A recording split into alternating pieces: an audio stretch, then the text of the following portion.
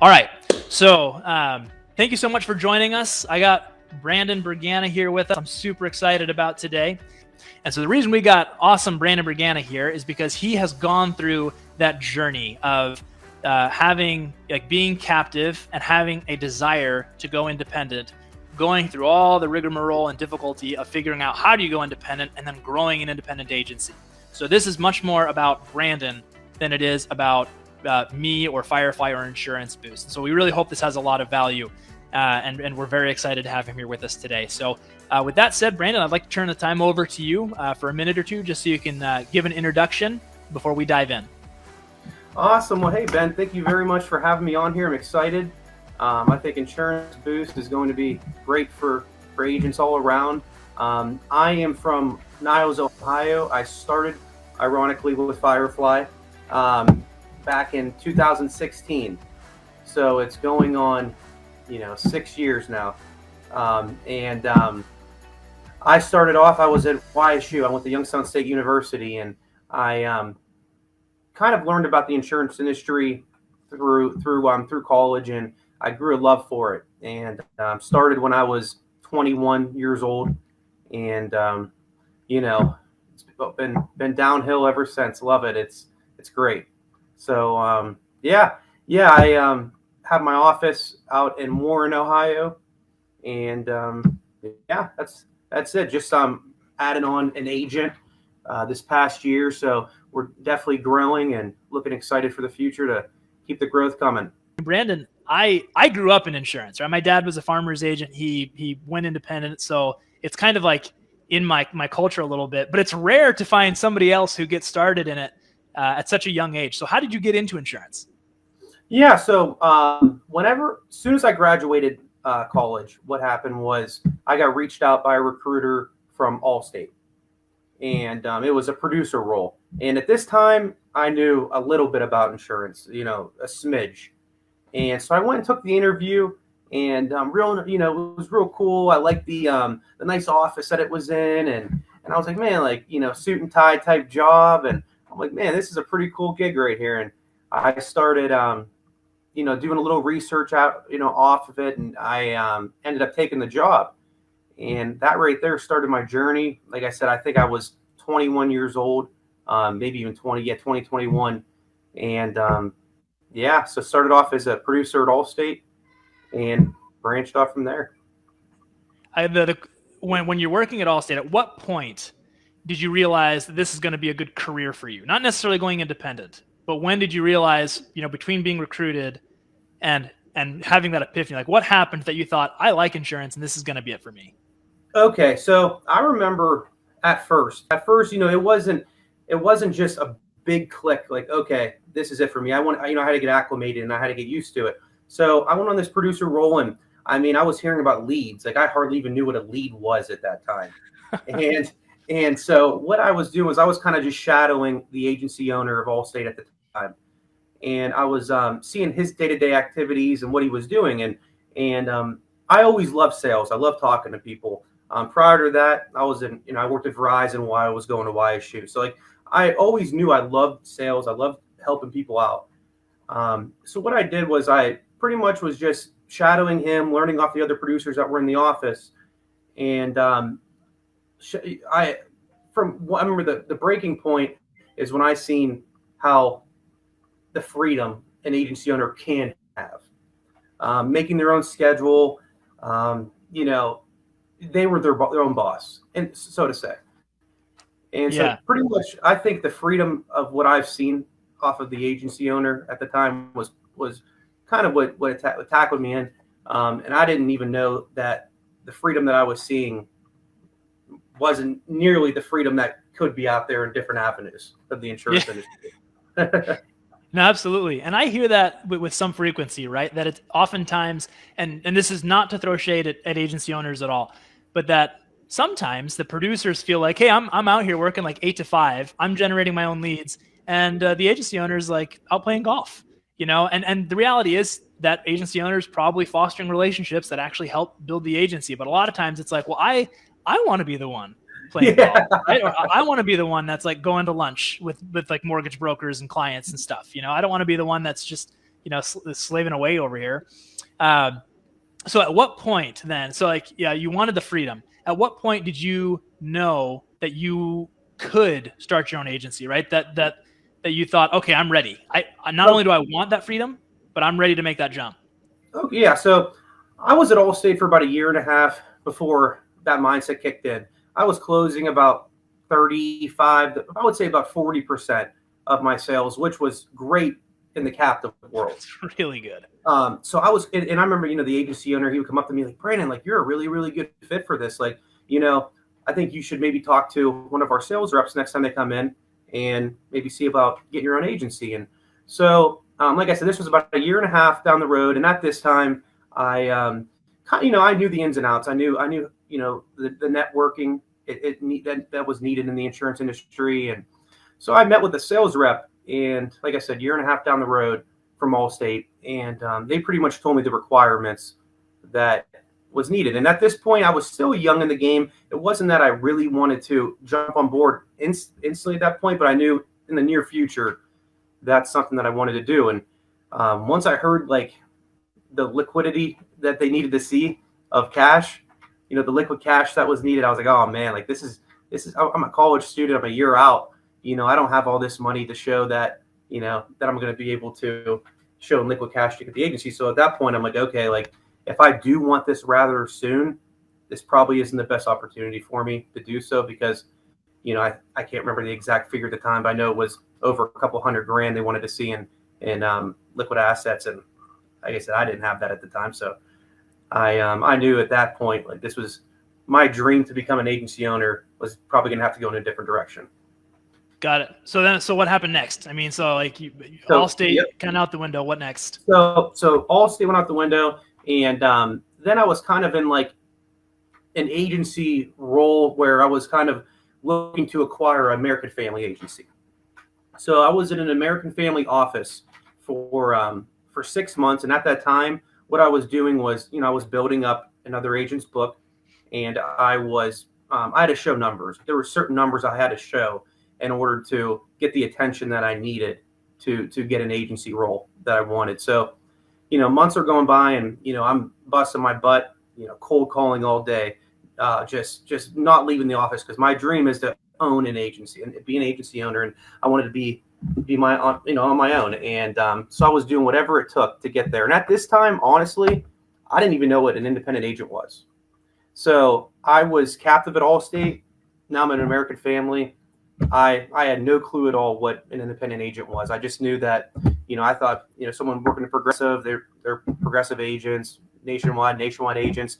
So that wasn't even on my mind because I didn't know it existed. So after that, I think 4 or 5 months went down, and I was getting closer and closer to being able to get an American Family agency. And I started looking around on LinkedIn, and I seen people advertising like them becoming independent agents. And I'm thinking, okay, what does this even mean? So I started doing some research, and I was like, well, this is actually pretty cool. You can have multiple different carriers and shop around. And I'm thinking, man, like that would be awesome, because all I know is one carrier. You have to go on their appetite, turn down a lot of business. Like I remember, especially at Allstate, they don't write a lot of commercial, so to say. So whenever somebody would come in and a commercial prospect, I already knew like, okay, like I'm gonna have to turn this client away. Most likely, it's not gonna work out. So my mind just started clicking. Like, man, like I'm gonna be able to help a lot more people than what I was doing before. So at that point on, it kind of took me right away. Like my ambition to be with American Family kind of just deflated once I was able to grasp how nice it would be to have the options of being independent. Yeah. Got it. So you had started out by thinking, maybe I'll just continue down the trend of going with Allstate. And then you went to American Family thinking, maybe I'll take over this office. And then all of a sudden it's like, oh, hey, there's potential to be independent is looking pretty sweet. And so do you remember which outlets were you considering at the time? Yeah. So I remember there was Goosehead, there was Firefly, which was IHT at the time. Yeah. It was way back. So it was Firefly, it was Goosehead, and it was SIA. So those were the three that I was taking a look at. But even before that, I was looking at getting contracted with independent companies on my own. Let's spend a second on that. So did you actually go through the process of trying to get appointments? Like, did you ever approach Progressive and say, "Hey, I want to work with you"? So here's what happened. So once I learned what an independent agent was, what I did was I found a local independent agent in my area. So I called him and his name was Jeff. I said, "Hey Jeff, how you doing? You know what? If you don't mind, you mind if I bring a pizza in one day and kind of pick your brain on a couple things?" And so what I did was I went into his office and at this time he was an independent agent. He had I think he had 4 different carriers at the time. I think, from what I remember, Nationwide, Progressive, Foremost, and he had one other. And so he started talking to me and he kind of told me, what was needed and what I needed to do to do so. So I started reaching out to each company individually, and man, like they wanted to see like, a current book of business, or they wanted to see numbers. And I'm thinking, man, I'm still a young kid. I was, 23 at this time, and I didn't have the 10 years experience in the big book of business that they wanted to see. So I'm like, man, like, this might not work for me. I might not be able to go independent like I wanted to. So then I started reaching out. I started looking at different aggregators is what was out there. And then I seen Goosehead, Firefly, and I seen SIAA. And I talked to some of their reps. And I remember SIAA, I liked it, but I remember in order to get certain appointments with certain companies, they needed to see like certain production requirements. So that kind of threw it out with me. And then with Goosehead, I remember they wanted this big initial investment again. And like I said, I'm 23 years old. I didn't have 30, 40, 50,000, whatever it was, to throw at them for that. So that's kind of those were the first 2 I've seen. Mm-hmm. And then I started looking at Firefly, and I was like, man, this is really cool. I was like, I started seeing like, man, no quotas, no production requirements. So I'm able to get these carriers without having to show a big book of business or having any production requirements. I'm like, this is too good to be true. This can't be right. So because of what I've been seeing, everybody that I've been talking to is like, man, you got to have this book of business. You got to, be able to show these numbers. And I'm thinking, okay, what's the catch here? Like, do I have to give them $100,000 right off the bat in order to get contract? Like, what am I missing? What's the fine print? And there was no fine print. And, it's kind of been all downhill from there. But, that was the biggest jump was, learning about options out there to go independent, in my opinion. Yeah, absolutely. And there are a lot of really great options out there, including Goosehead and SIAA. Yeah. In fact, there are times when I'll refer agents to Goosehead and other outlets. I think it's really interesting. Like, good for you for like reaching out to the carriers in the first place. And it is tough. It is hard to get appointments. It's not impossible though. And so in fact, we have a PDF. I mean, it's available right on Insurance Boost. It's in files. It's called 3 Steps to Get a Carrier Appointment. If you haven't seen it, go check it out. If you want, if you can't find it, just write in the comments, just type in, PDF, and I'll be sure to send you a Facebook message with that PDF on what are the basics to get those carrier appointments. It's not impossible. It's really hard though. And you have to have all of your ducks in a row and all the data there. And then as far as carriers, okay, so now you made the decision, obviously, right, to work with Firefly. And I say obviously because I know we work together. I'm not trying to say like, oh yeah, obviously we're better than better than Goosehead. Okay, but so we started working together, and I always imagine that when an agent is making that career life-changing decision to go independent, to start their own agency, it's got to be pretty darn scary. There's a lot of anxieties. Yeah, that's right. So why don't you tell us a little bit about, you decide to work with Firefly. The next 6 weeks, what do you remember? How does onboarding go? How about how fast did you get appointments? How did training go? Tell us everything you can remember about it. So honestly, I thought it was going to be a lot longer to get appointed with companies than what it was. First 6 weeks, it was, the training was started instantly. I think it was, at the time, I think it was a 2-week training before you were able to pretty much write business or do anything. I'm thinking that. I'm not positive, but a lot of paperwork, There's a lot of people, because there's a lot of different companies that we were getting at the time. It was actually kind of crazy. I was getting emails like, man, here's paperwork for this company. I mean, there was 15, 20 different companies right off the bat. I'm thinking, man, I couldn't even get one or two on my own. Now I'm getting, 15 applications to sign for them. So I'm like, this is awesome. So, a lot of it was mental, like, how am I going to make this work? What am I going to do? And another big reason that I didn't touch base on when I was talking was that made me want to go with Firefly is that I didn't need a storefront at first. So I know that there was a lot of companies when I was reaching out personally, they wanted to see a brick and mortar office. And I'm thinking, man, at the time, like I said, I didn't have much money to start up with. So I needed something that was going to be reasonable for me. But back to the onboarding, it was very simple. I thought the training was very thorough. I felt very comfortable.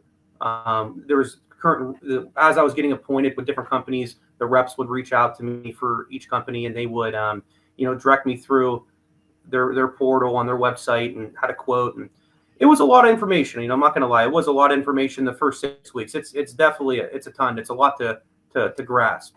So I was doing a lot of writing down. I was doing a lot of research, and it was constant. Like, it was on my brain the whole entire time. But it was very easy. Like I said, I was very shocked that I got appointed with so many companies so quickly. Great. Well, and that's what we're looking for, right? That awesome surprise factor where it's like, holy smokes, is actually, like, it's not too good to be true. This actually happens. So you get appointments, you go through training, you're taking lots of notes.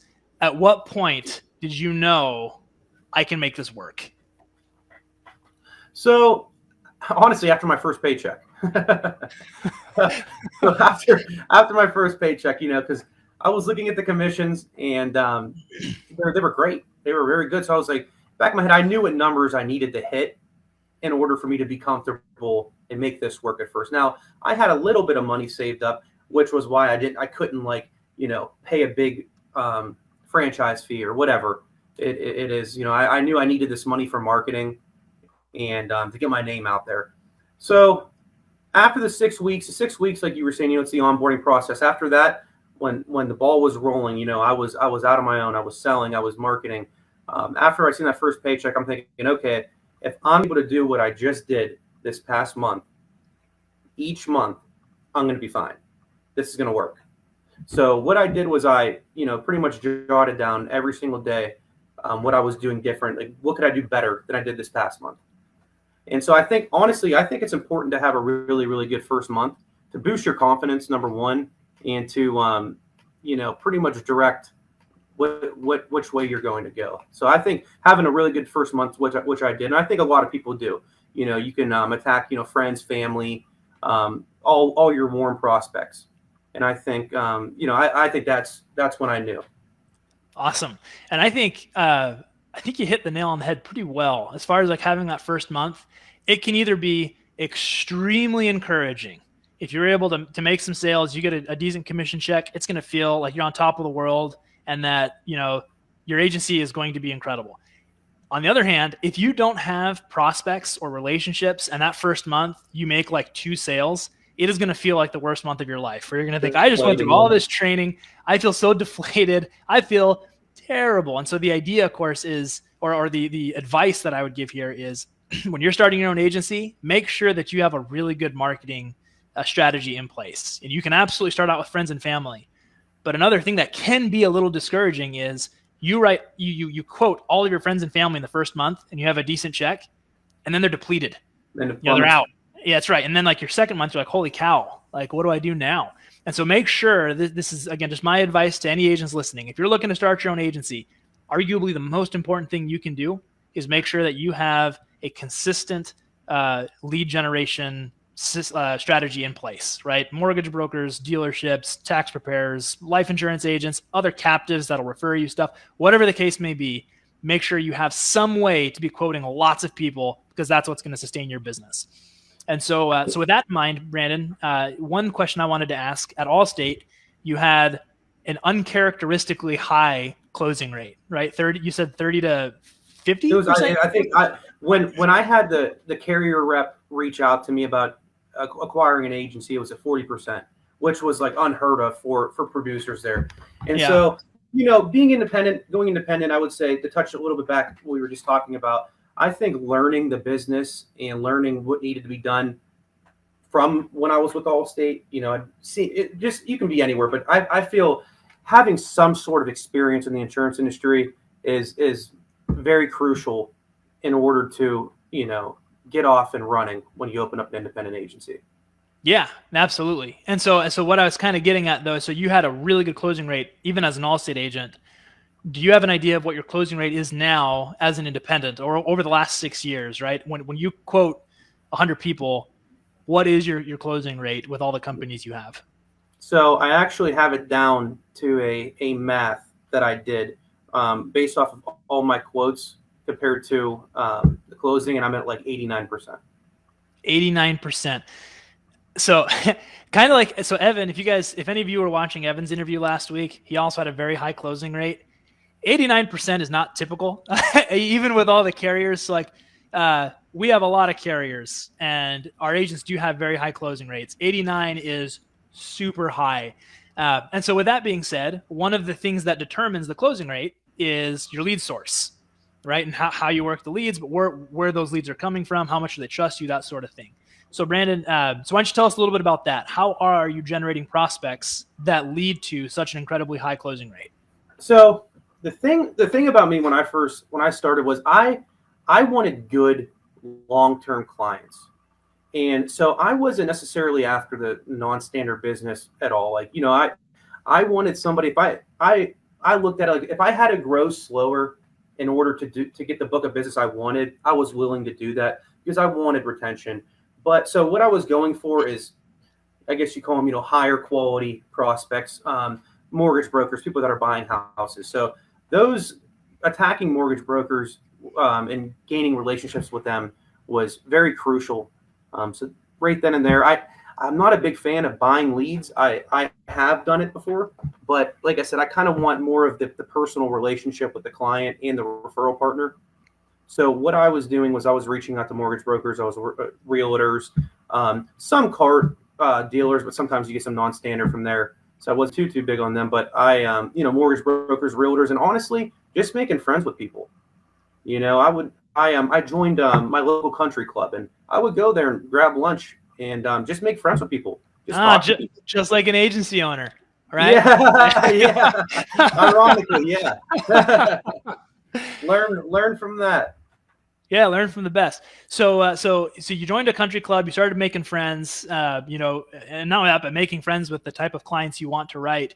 Let's go back to mortgage brokers. I asked Evan this last week, and I'll pose the same question to you. Everybody wants to work with mortgage brokers. How did you initially get in front of those mortgage brokers, and what did you do to generate referrals from them? Okay.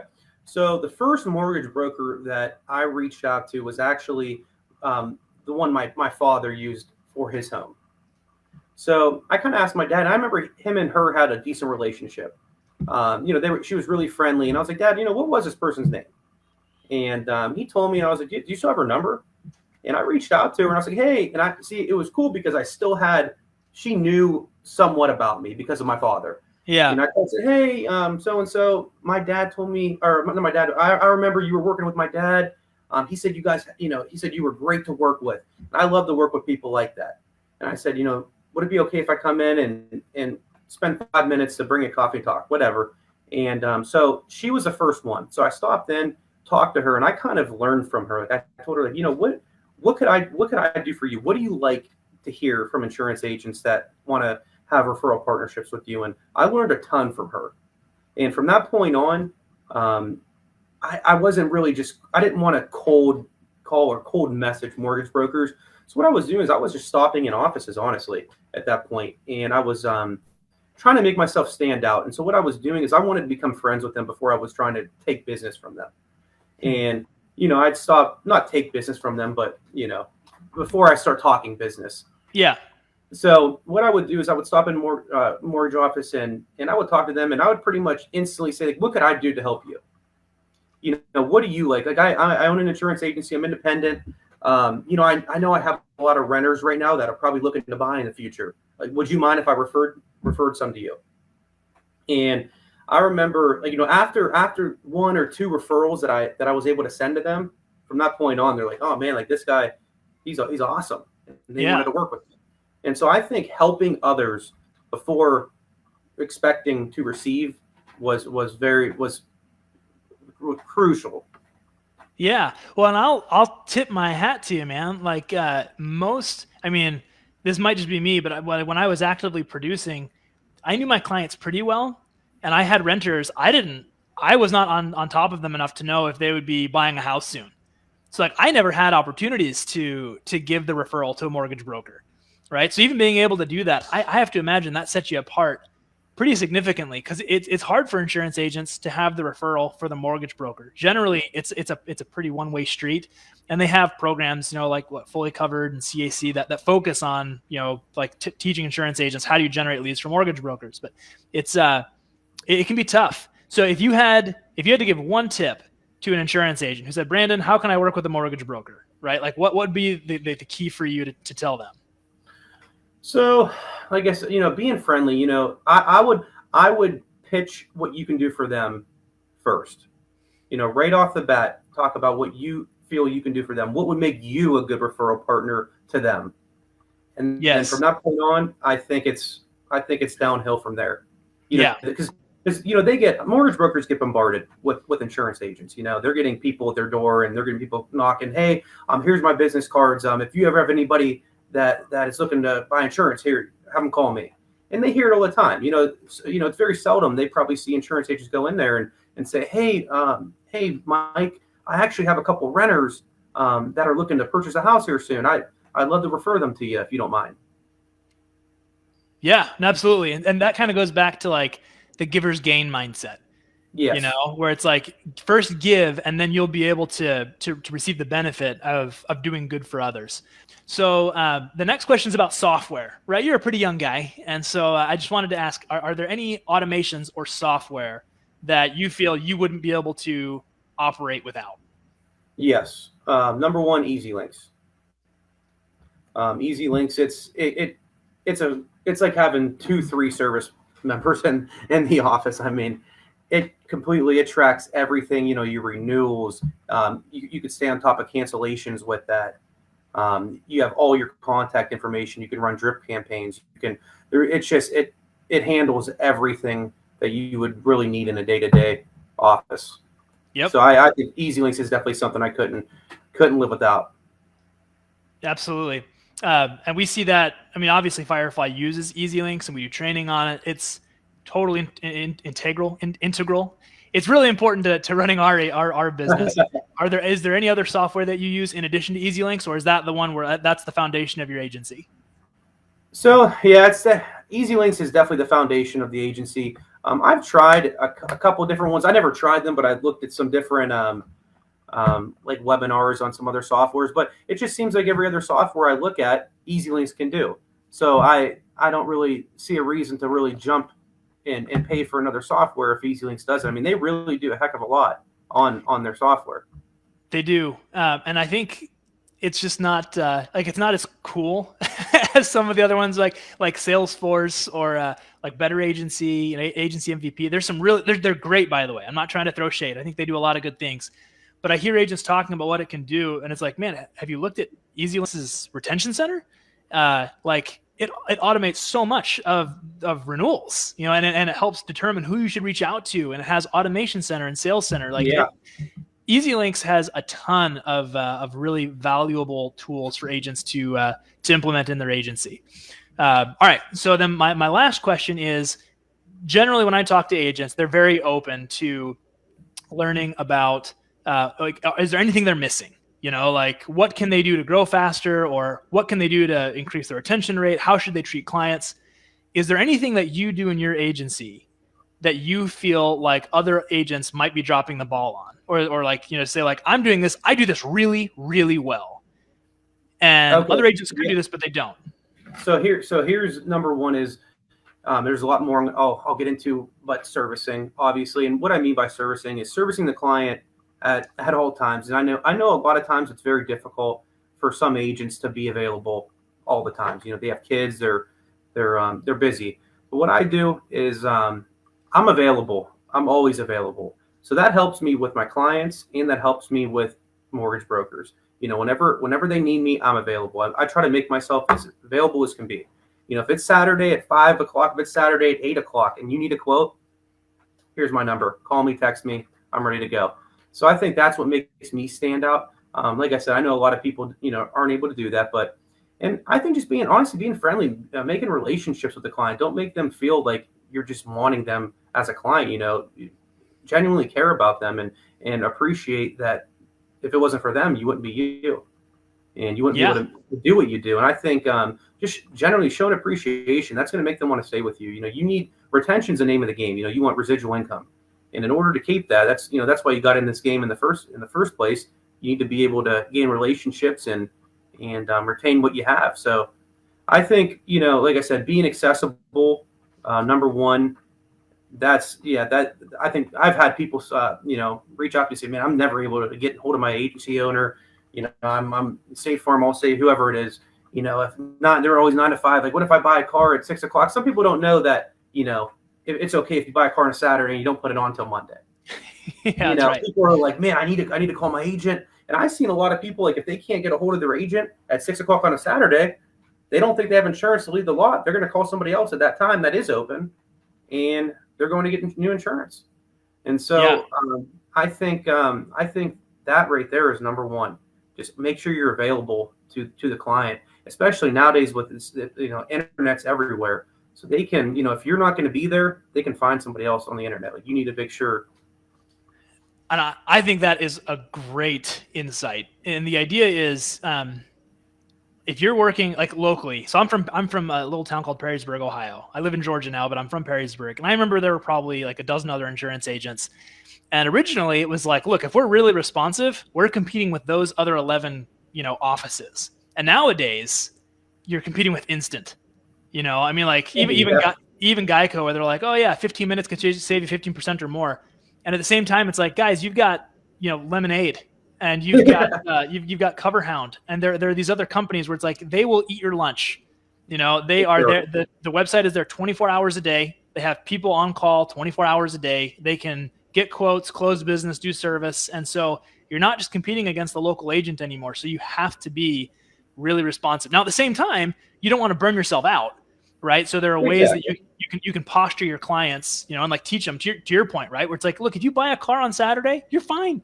You have like 7 days coverage. In some cases, 30. You have coverage in place until Monday, and we'll get we'll get you squared away. So you can set expectations. But the two insights from you of being responsive, like be as responsive as you can. I think particularly if you have referral relationships, right? Clients are so important. But if a mortgage broker sends you a text on Saturday night, you respond to that thing.